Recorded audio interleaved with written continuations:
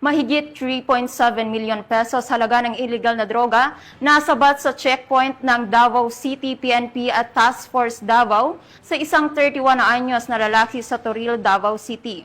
Magbabalita dyan si Patrolwoman June Mary Joy Rupin.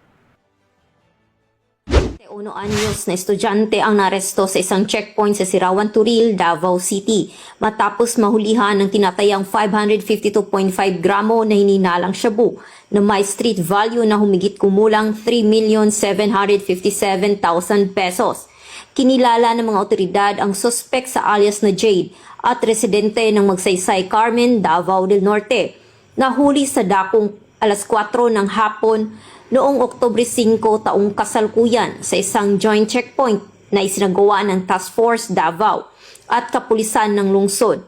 Ayon sa ulat, habang isinagawa ang regular na inspection sa mga pasahero ng isang pampasaherong bus, napansin ng isang duty personnel ng TF Davao na nakatalaga sa X-ray scanner ang isang plastic sachet na may lamang puting kristal na substansya na nahulog sa sahig.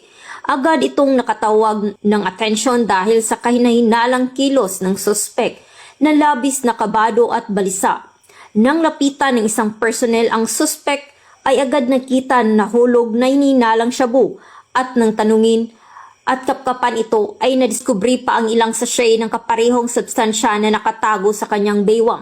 Ang suspek ay kasalukuyang nasa kustudiya ng Toril Police Station at naharap sa kasong paglabag sa Section 11 ng Republic Act 9165 o Comprehensive Dangerous Drugs Act of 2002. Patuloy naman ang paalaala ng mga otoridad sa publiko na maging mapagmatsyag at mag-isa sa kampanya kontra iligal na droga upang mapanatili ang kaayusan at kaligtasan sa rehiyon. Mula dito sa Police Regional Office 11, ako ang inyong PNN correspondent, Patrolwoman June Mary Joy Rupin, alagad ng batas, tagataguyod ng Balitang Pulis.